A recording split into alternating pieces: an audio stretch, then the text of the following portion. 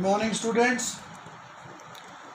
In this video, we will solve question number 6 of exercise 7.2. In the previous videos, we have solved up to question number 5 of exercise 7.2. Now this is question number 6. A triangle ABC is an isosceles triangle in which AB is equal to AC. ABC here, ABC is an isosceles triangle. AB side and AC side are equal. Side BA, this BA side is produced to point D such that AB and AD are equal. That means BA is produced to point D such that BA or AB is equal to AD. This AB and AD are equal. Already AB is equal to AC.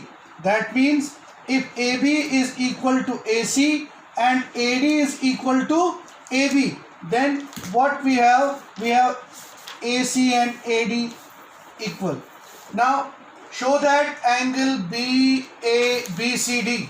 Show that angle BCD is a right angle. BCD, this angle आपको show करना है कि ये right angle है, मतलब angle C आपको show करना है कि ये 90 डिग्री का एंगल है. तो गिवन क्या है बच्चों? ट्रायंगल ABC हमारे पास एक आइसोसेलेस ट्रायंगल है जिसमें AB और AC इक्वल दिए हैं और साइड BA को produce to point D such that AB and AD is equal. To prove, आपको प्रूव क्या करना है? आपको प्रूव करना है angle BCD is equal to 90 degree. That means right triangle आपको शो करना है. प्रूफ बहुत ही आसान प्रूफ है, चले देखते हैं कैसे करना है. इन ट्रायंगल ABC जैसे कि आपको दिया हुआ है AB is equal to AC, ये आपको गिवन है बच्चों. सो देयरफॉर जब किसी ट्रायंगल के दो साइड इक्वल, मतलब जो तब दो साइड इक्वल होंगे तो आपके दो अपोजिट एंगल भी इक्वल होंगे. So angle 2 will be equal to angle 1. That is, आप रीजन लिखेंगे, इसको फर्स्ट मान लेते हैं. रीजन है angles opposite to equal sides, ये इसका रीजन हुआ. जब दो साइड इक्वल तो दो अपोजिट एंगल भी इक्वल. आल्सो आपको ये भी लिखा हुआ है कि AD is equal to AB, AD is equal to AB, ये आपको गिवन दिया हुआ है, क्वेश्चन में गिवन है AD is equal to AB this.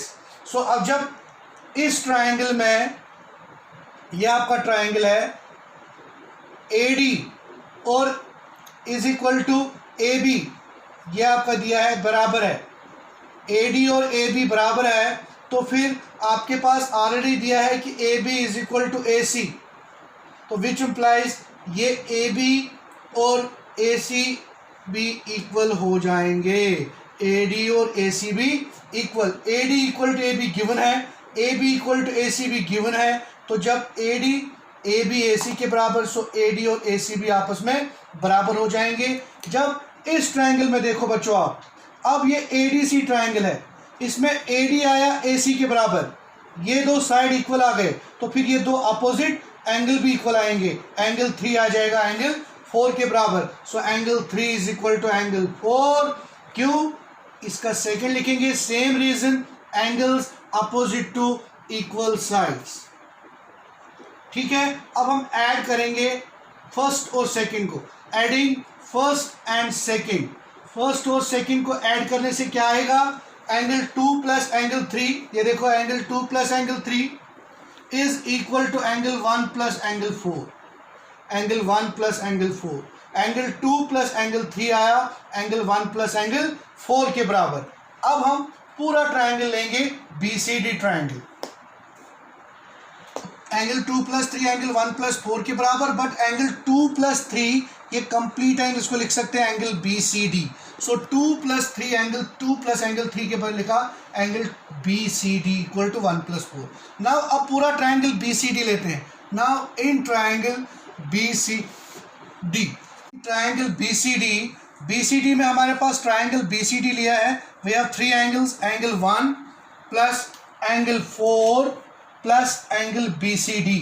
So 3 angles का सम कितना होगा? ये एंगल C पूरा, एंगल B और एंगल D, इन तीनों का सम होगा 180 डिग्री। सो इन 3 एंगल्स है, angle 1 plus angle 4 plus angle BCD, तो इनका सम होगा 180, क्योंकि angle sum property of A triangle use कर रहे हैं हम।